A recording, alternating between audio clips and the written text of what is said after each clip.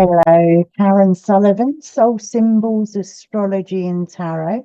And today I'm going to give you a dark moon in Cancer. It's the end of the Cancer lunation. Just to have a look over the month as a collective read, okay? And it's like a spiritual compass, and it will help you understand, well, help us understand where we are collectively and where we're headed. Obviously, things will resonate individually and go where you're pulled. I'll read the past, present, and future of the lunation, what you're taking forward as in the future. And also look at the 4 directions with the elementals, earth, air, fire, water, okay? Be open to where you're pulled directionally or elementally, okay? Because that could indicate where you need to do some personal work or where spirit wants to speak into. Okay, so whether you're at a crossroads, you're seeking clarity, or you're feeling this wind of change that's coming upon us collectively, excuse me, it will bring that alignment through archetypal wisdom. I'm using the Shaman's Dream today, and I'll probably use the Alchemy deck at the end. Okay, let's do it, people. Okay, so we're going to put, oh, here we go, straight away.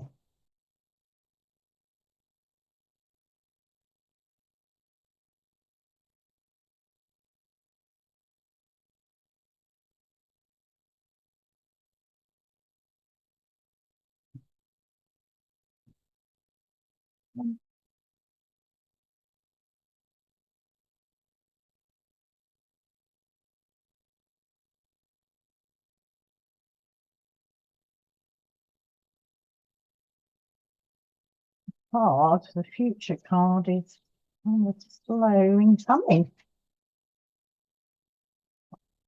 Let's have a look.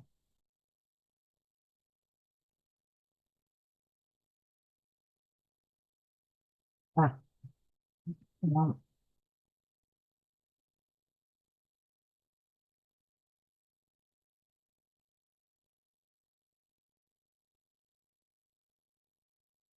Okay, let's have a look what we have. Right.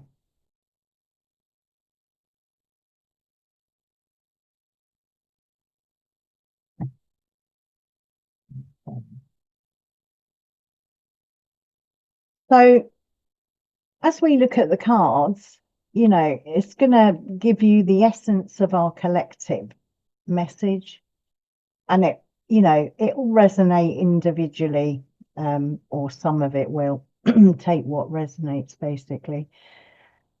But the first card that we have that is the past, so if we're looking over the past lunation cycle that started, the new moon was on the 25th of June. Our first card is Falling Angel, not fallen, falling. Spiritual narcolepsy. So I'm sure you know what narcolepsy is. It's that illness where you suddenly fall asleep. So I'm thinking the essence of this card for us collectively is that spiritual narcolepsy, with everything that's going on around us, you know, in our own worlds, our families, our environments, communities, and globally, all our countries. You know, there is that feeling of a spiritual narcolepsy, that people are asleep, that they're kind of walking, but not awake, not consciously taking steps.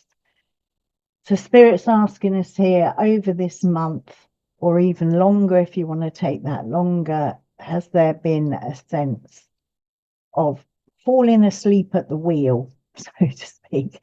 Are you on ultimatum? Are you very engaged in what you're doing? And we can't be like that all the time. I mean, I've heard people talk about when they're driving and suddenly they're 20 miles down the road. You know, we're all subject to it, shifts in consciousness. So I guess spirit is asking us, how conscious are we, you know, of our inner worlds and our outer worlds? How conscious are we of our connectivity um, to ourselves, to our soul, to nature, our environment? You know, have we got that connectivity with the divine? How are we relating? What areas have there been this month where you've kind of felt on automatum? You've not felt grounded. You've not felt consciously aware. You're just doing things because they have to be done. So this is, you know, it's the essence of this card. And it's got that sense of fallen angel in the sense they forgot who they were in connection with divinity, you know, but it's falling. So look at your light.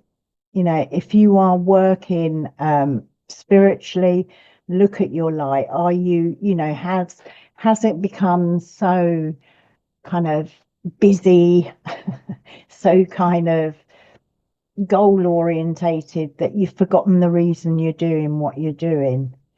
Check your connectivity, okay? But this can also be a recovery from that fallen angel. You may have found this month that you've woken up a lot, that you've become more aware, that there are areas in your relationships, in your work life, and, you know, your own sense of self, where you've been waking up, you're coming out of that spiritual narcolepsy. It sounds awful, doesn't it?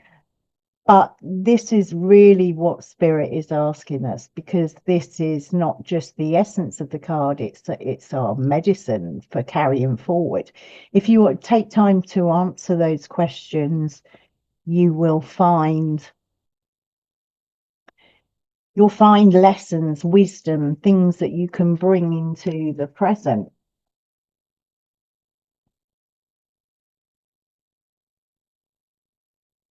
And then for the present, we have Feast of Plenty, choices and their consequences. So this is, yeah, it's a sort of karmic card, which is interesting with that fallen angel.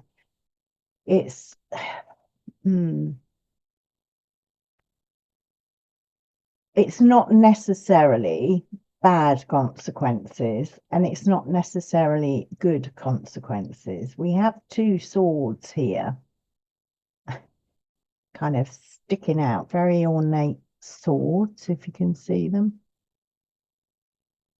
Your bubble might have been burst this month. You know, we have had astrologically, we've had Uranus move into Gemini, and the two there, that joy. It may be that, you know, you've had to make choices, and they've been really difficult choices to make. You've had kind of like a split sense, but now the consequences of those choices are being brought to bear. Um, and they can be really fruitful. You know, it's a feast of plenty. They can be really fruitful choices that you've made. So this can be a real encouragement, that particularly if you've woken up from that kind of automatic pilot that we often fall into. But look at what's coming to you in the present. What is happening in the present? What is the result of choices you've made this month or previously in the past, whatever subject and area you're thinking of? What are the outcomes?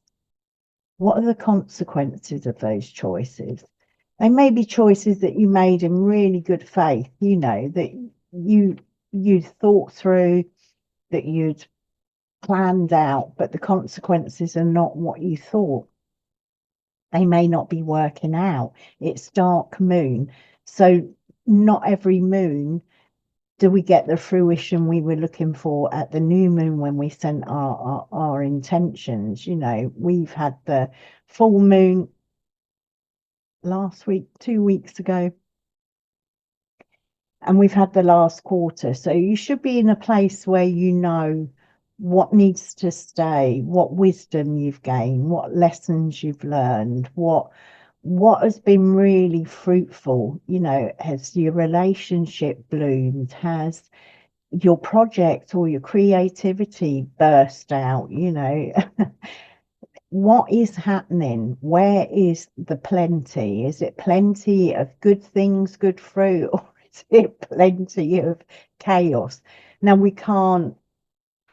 we sometimes can't control the chaos. And as I said, with Uranus moving into Gemini, it could really be that chaos has been, you know, you've had massive chaos or unexpected change happening there.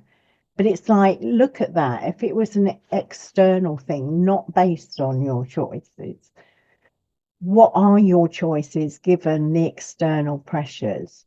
You know, if you're having pressures on your time, if you're having pressures, you know, outside factors affecting your relationships, sudden changes within your home, relationship, job, you know, how are you dealing with that? Because this is going to be taken into the future. The choices that you're making here and now in the present will be taken forward. And everything we do, you know, there are consequences. That's what karma is. We make a choice, we take a course of action, and you know, there's a result from that. That's all karma is. We use it like like a threat, or we feel it's a threat when we say karma, but it's not. It's just the natural law of the universe, you know, universal law, that hermetic principle, you know, the rhythm, the correspondence, the outcome, the cause and effect. It's that kind of sense with this card. But if you think of the swords, I mean, Gemini's there. That's why I'm talking about Uranus, you know, and I'm thinking, yeah, bubbles being burst or the swords are going in. You know, for strength, if you're given a sword, it's about leadership, responsibility, it's about courage, it's about, you know, protecting the vulnerable, and that could be you know, self-protection. You know, the magician's wand, it can cut us free of things that we no longer need, that we no longer want to move on with. So yeah, look at where choices and where consequences are. And it's not an exercise in kind of berating yourself. Don't let your critical voice come and blast you. Yeah. So that is here in the present. And this beautiful future card is the Woodwives, adaptability. So from that, you know, either diminishing or growing spiritual narcolepsy, that you know, that conscious awareness of you, your surroundings, other people, the environment, what's going on globally. Collectively, we're being called into an adaptability. So I am thinking in the present, you know, those changes that are being made or that are being forced upon us from outside calls for adaptability. So yeah, just like a tree. I mean, it's the Woodwives. It's like that spirit of flexibility, so that when the storms come, you know, the branches can move, the tree can bend. It's I'm looking at the roots here, yeah, and that sense of if your roots, you see the roots, if the roots are really strong, then you know you can weather massive storms. And I think there's so much change coming to us collectively that's external, that we need to nurture that sense of adaptability to the changing circumstances and the changes that are happening within us. I think our consciousness is, you know, awakening, it's broadening, it's there's massive shifts and change. And I think it is so interconnected in terms of what we're thinking, what we're doing, how we're being in the world. And that is changing the outside, and the outside in turn is changing us. So going forward into the Leo new moon, we need that sense of adaptability. And Leo is that, taking center stage. So what choices do you need to make to shine, to be in the center, to be your authentic self? Oh, excuse me. To be your authentic self in everything you're doing. Okay. But remember as well, this past, present, and future, that's very linear. That's, there's the past, there's the present, there's the future. But I see time more as a spiral. So it's like we keep coming back round. We're not going from start to finish. We think like that because we're born into the world, and then our body dies. So there's a start and a finish.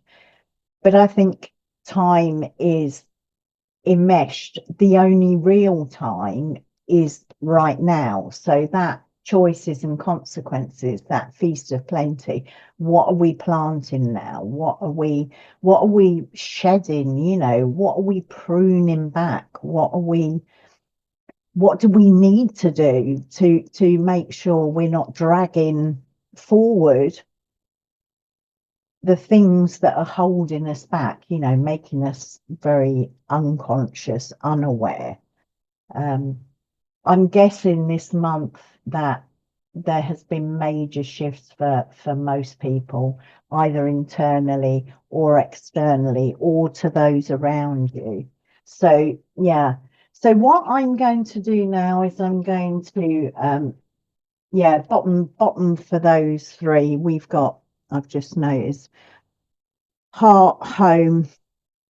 Yeah, drop into your hearts, people. Drop into compassion. Have compassion for yourself, compassion for those around you, compassion for the earth, even compassion for the people that you don't think deserve your compassion.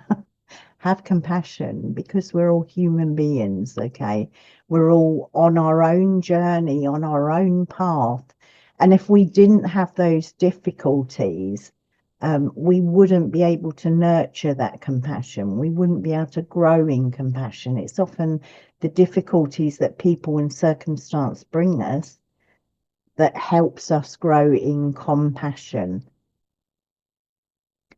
And compassion really is feeling.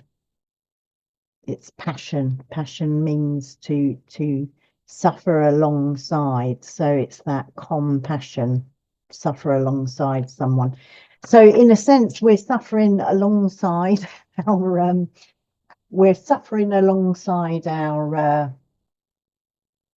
one sec. Suffering alongside our world together. If we got people in the world that we know are suffering and we are not compassionate for them, we're not holding them in our energy, in our prayers, in our thoughts. If we're saying, no, they're elsewhere, I don't care, they're nothing to do with me, it's that sense of we are one whole. And if one part of us suffers, whether it's within our family or the other side of the world, then we're all suffering, and we're all working towards bringing that wholeness, that balance to things. Where there's imbalance, we need to bring balance internally and externally. And the whole system is set up like that in terms of the cosmos, in terms of, the universal laws, the universal mind. Okay, well, let's pull the 4 directions. Okay, I'll explain it as I go along. It's pretty simple if you don't know. Oh, that one's wanting to slip out. So that's our card for the north.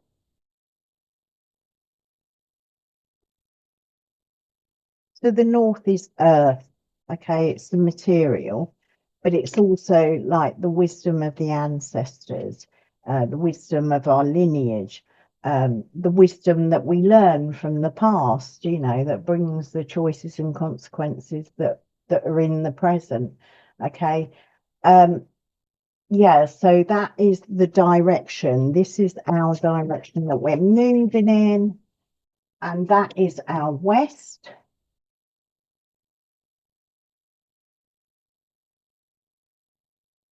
And this is our east, which is air, new beginnings, breath, thought, inspiration, spirit. Okay, so I'm going to turn them now. So in our north, oh, wow. Ego sublimation, the vanishing mirror. To our south, which is fire, which is the fire is our will and our passion, but it's also about burning off. It's about refining. It's about, you know, when metal's smelted and the impurities rise out, alchemically, fire is refining, it's reducing down to its essence. Ah, so in the south, we have repairing the veil, forgiveness. So then we go to our west, and the west is where the sun goes down. It's water, it's that feeling of where, you know, all water that falls on the land follows its course back into the sea, back into the oneness. It can be to do with endings, the end of the day, the sunset, end of life, end of an era, end of karmic, you know, a karmic cycle, endings. Okay. And there, oh wow, that's a powerful card. We've got the crossing, initiation. Okay, that's in the west. And then in our east, which is air, it's new beginnings. Um, it's kind of where we're going, although the north is also where we're going, it's wisdom and earth. The air, our thought life, our inspiration. It is new beginnings. It's the sunrise. Okay, so what have we got there? Winter's dream, gestation period. Okay, so this to me, just from those, is indicating a very big process that has been going on through the Cancer period. Yeah, and we've got on the bottom, we've got caterpillar, this is our bottom energy, opportunity. Okay. Let's have a minute. Mm, 1 minute.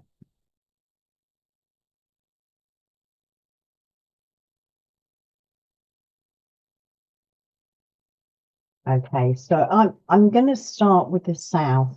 Okay, so this is what we need to let go of, what needs to be burnt off the fire, so that we can have that kind of full passion, full the wildness of fire. You know, we can go and follow our desires, our passions. Um, but it can be, the south can be, you know, letting go of wounds, of situations that didn't work out, and looking at this choice and consequences. You know, maybe we found out we needed to be more awake, more intuitive to a person or a situation or to ourselves. You know, maybe we didn't listen to our red flags. You know, maybe we got hurt this month.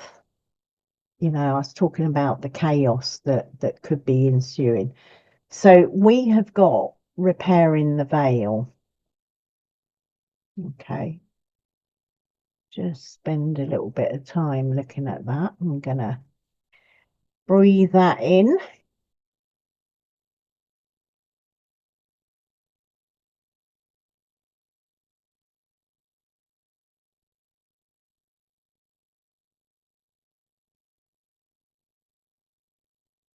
Yeah, so you know, we have, when forgiveness is a process, I'm going to say that straight off. It's not, we can decide we're going to forgive, but depending on what we're having to forgive, it can take years, decades sometimes. The willingness to forgive, the open-heartedness, you know, this wives, this adaptability, having the intent to adapt to forgiving. Don't ever think you've got to say, I forgive, because that can be a kind of spiritual and psychological bypassing. Okay. So this repairing the veil, we do make a tear in the veil, really, when we don't forgive. We allow things in that can be harmful to us. No emotion is harmful ever. It's what we do with it. But when we've been deeply hurt, you know, we can get extremely angry, and it's not the anger that's the problem. No, emotion is it's what you do with it. If you take that anger and go and bop someone on the nose, that's going to tear more than the veil. Okay, so the forgiveness is repairing that veil, and we're talking collective. We're not talking individual. You can apply it individually if it applies to you, but collectively we are repairing the veil. Okay, and that veil can be a veil that's been pulled across our eyes. The veil can be something that you go through in terms of spiritually, but it can also be, I'm thinking now what's popping into my mind. I keep getting biblical things popping in my mind lately. Um, but, that scene of Jesus on the cross, when he says, forgive them for they know not what they do. And then as he died, the veil, the curtain of the temple was torn in two. Okay. So the tearing of that veil can actually bring a connectivity with the divine for all. But we are repairing the veil, to put divinity in its right place, to kind of look at what we are doing, to make sure our will and our fire is aligned, spiritually aligned to the divine. And like I said, that is not in any way saying that you need to forgive straight away, and if you don't, you're not spiritual. That's rubbish. It's the intent. It's the intent to align. Okay, and you are repairing when you're doing that. So that is our fire card. It's a call to put things down. It's a call to see that the choices you make out of hurt, pain, anger, they do have consequences. They just do. And more often than not, they're unseen consequences to ourselves. If we're holding things and we can't let them burn away, the south, just let them burn, then they can cause problems in our body. They can cause us to hold tension, to traumatize ourselves further. So the original thing that's happened becomes worse. Okay. And the north, which is really interesting, the north is the earth, so it's wisdom, it's knowledge. It can be the ancestral wisdom, the wisdom of our lineage. We have a vanishing mirror. Okay, ego sublimation. So our north, and north is where we walk. Okay, we're all traveling back home, that old cliche. Okay, but while we're traveling there, we hold up mirrors.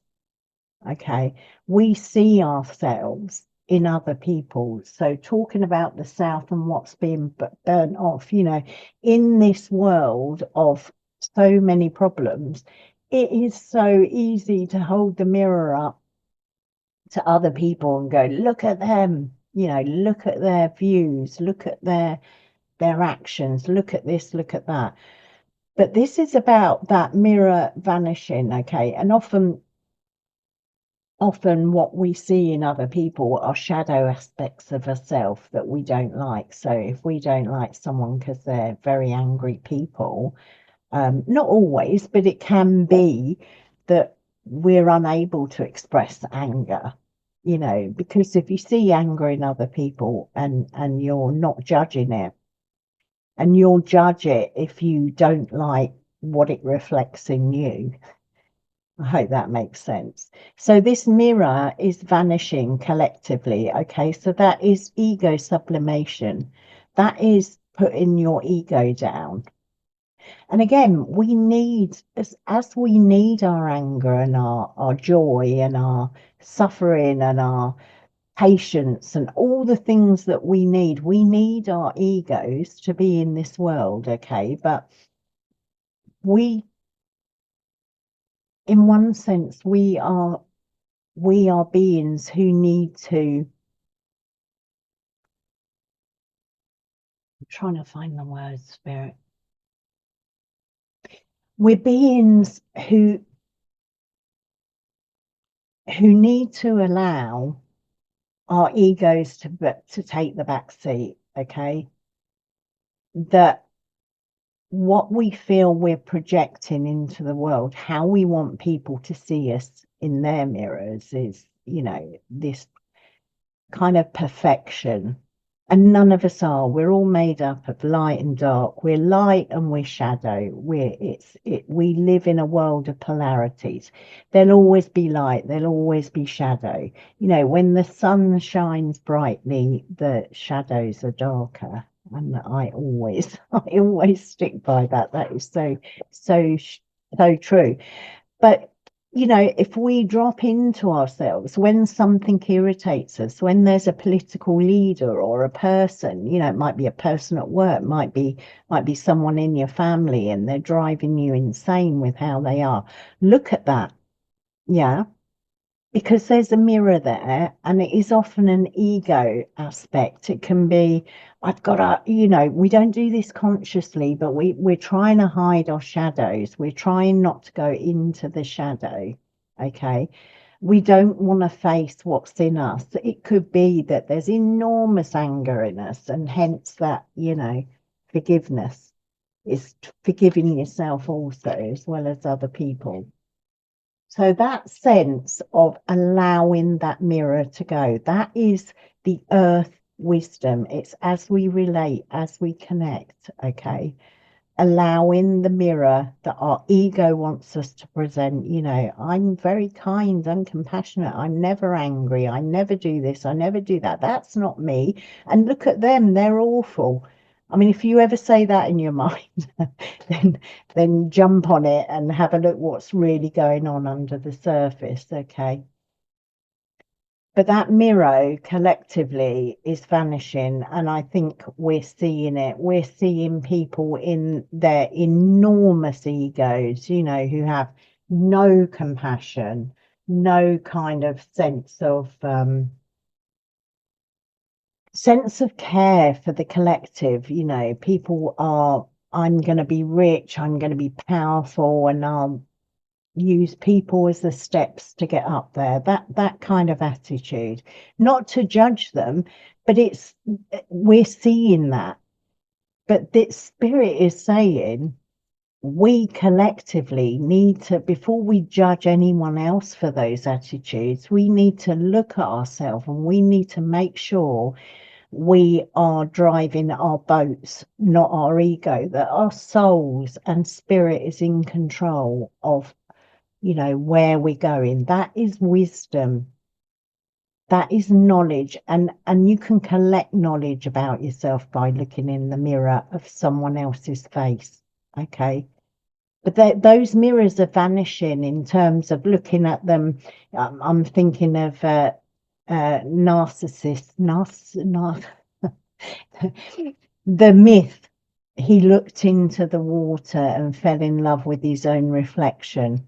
We're kind of seeing that, aren't we? Those who are gazing at themselves in their own and love their own reflection. We're seeing that. But we see that more and more as we connect with our egos, and we see the ego is a trickster. He really is a trickster. And we are seeing that out in the world. And the more and more that we see what our ego does to us and the directions, the choices, and the consequences when we need to be right, when we need to win an argument, the more we do that and we go, and we become the witness of our thoughts, of our desires, fire, of our will, we will see that. We will see the very large split that is happening in this world. And we are not seeing that to judge. We are seeing that because it's a fact, because Spirit is showing us that. And it's not because you're chosen and they're not. It's just where you are on your journey. So that ego sublimation. And it takes humility. It takes a lot of humility, to be able to do that, to see people, to watch people, have a higher perspective and watch people tearing themselves apart because they need to be right, or because the truth of what is too hard for them to grasp at the moment. Okay. So yeah, we need to watch that. And this is beautiful. Okay, the crossing. This is in the west. So the west is the water. Okay, so it's feeling, it's flow, it's the river going back to the sea. It's what's closing off. Okay, but we've got this bridge. This is just very special to me, particularly.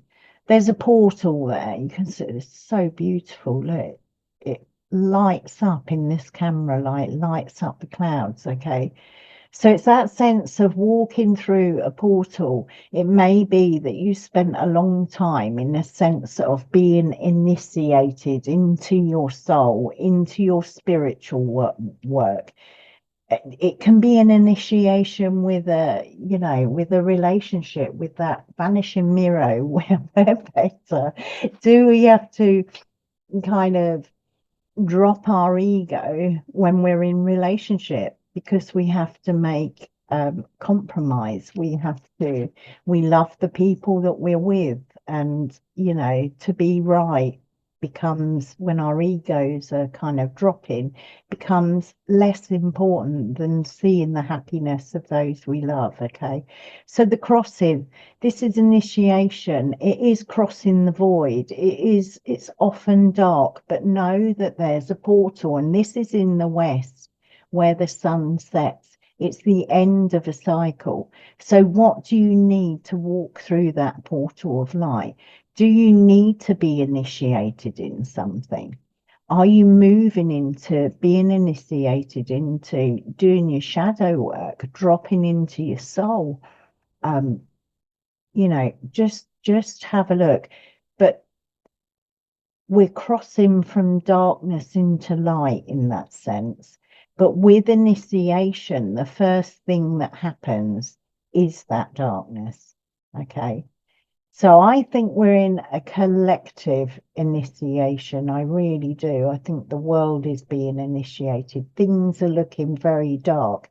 And if you focus, on what's going on in the world, it can be, just so depressing. Really depressing. You can end up feeling powerless, helpless. If you're trying to actively bring change into areas, you can feel so helpless. Okay, but that is part of the initiation. That is part of the darkness, suffering, the difficulty. The west is death, it's ending, the sunset and the end of life. But that, even a death, a literal death of someone we love, can be an initiation into higher truths, into profound truths. The West brings profound truths of the cycle of life. But know, if you're in the darkness, the world is in a kind of darkness at the moment. I mean, I'm in my 60s now, and I've never seen the world the way it is now. It can be truly frightening. But then, go get out into nature. I saw someone I know on Facebook saying, if you're in negative space when you're watching the news, go out into nature. That's so true, because you could have the worst things going off, and if you go out and you see the beauty of nature and you see the blessings that we've got right in front of us every day, even if you live in a city, go out, listen to the birds, find a little bit of greenery, watch the ants. There is so much we can learn. Okay. But in the West, we got this initiation. I think collectively we are in an initiation. And it is really important that. And then in the East, which is our air, it's the oxygen we breathe, it's our thought, it's our mind, it's our inspiration, it is spirit. Okay. And it is new beginnings. But we've got a kind of ending here, or some would say it's the beginning. It's gestation period. It's the winter's dream. If we are looking, it's where the harvest has come in. We've had the harvest, we've had the fruits, we've made our pickles, we've made our jams, we've bottled them up. We can rest. It's a time in winter, where we celebrate Yule or Christmas, or we have celebrations, all different religious and cultural celebrations. Why? Because we need to rest. We've worked hard planting in the spring, through the summer, reaping, harvesting, and metaphorically and literally. And then in the autumn, we're pruning, we're clearing, we're tidying. And then winter, we rest. We eat our jams and pickles. We wrap up in warm blankets. We rest. And we're in the dark moon period. And even when we have the new moon, the moon is still dark in the sense we're not seeing that slither. So rest. Don't rush to make your intentions for the next cycle, to plant new seeds. Those seeds are there already. Destiny. This card is the East is kind of like the destiny card. And it's next to that woodwise adaptability. So if you're usually busy, busy, busy, rest, okay? Because that seeds is gestation. It's the baby in the womb. It's the time before birth. It's nurturing yourself, taking care of yourself. And I think collectively we so need to take care of ourselves. Okay. So are you breathing? Are you meditating? Are you pampering yourself? Are you cleansing yourself? Are you doing the things that just make your body and your emotions and your mind feel it's wonderful to be alive? Whatever you do, okay, it's not a period of growth in the dark moon, nor in winter. The sap goes back down, the leaves are dropped, that everything is kind of like a skeleton in nature, and it is time to gestate. Okay, it feels like nothing's happening, but there is. There's stuff going on in the darkness under the soil in those seeds. Okay, they've just not sprouted yet. So I would say, wait till you see that beautiful silver slither of that new moon in Leo. That is the best time to think about your intentions and your way forward over the next month. But during this time, allow everything to settle. If you've worked with the cycle, you would have done your last quarter, where you've reflected on everything. But this is rest. To rest, pamper, enjoy. Okay. So they're beautiful. It is a beautiful read,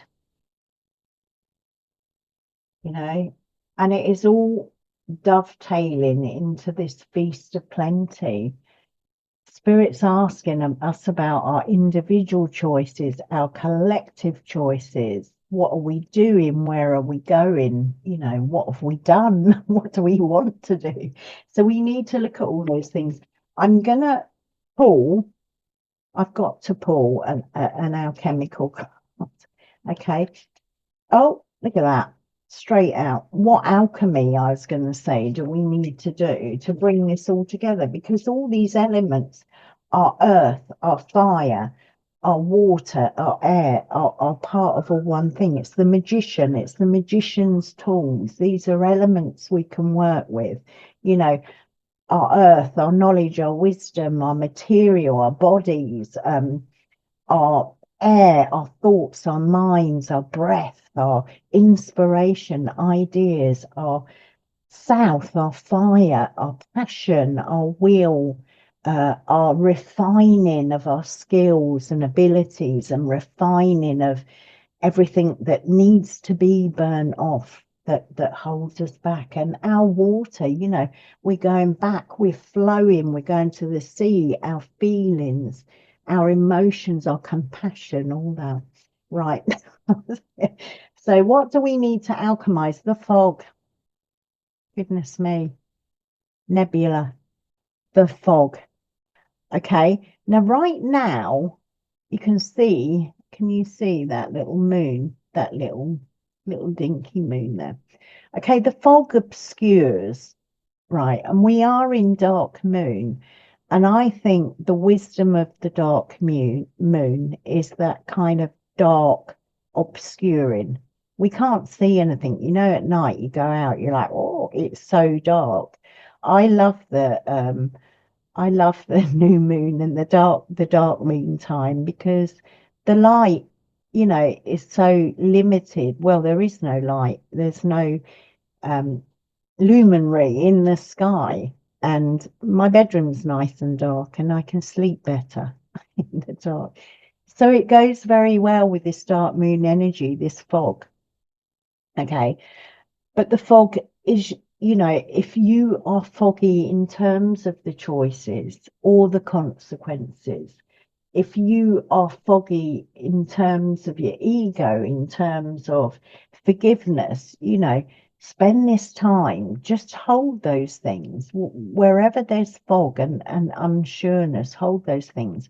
Or let the fog, if you've been out at dawn in the autumn and there is that thick fog that is laying across the floor. It is a thing of beauty. It makes you feel blanketed. If you've gone out on the moors, I spent time out on the moors when I was camping, and it blankets you and it muffles things and it makes you feel kind of enveloped. But that fog burns off, okay? So if you're unsure, just allow the comfort of being blanketed by fog, okay? And just rest until the sun rises in the east. You know, winter's gestation period's over.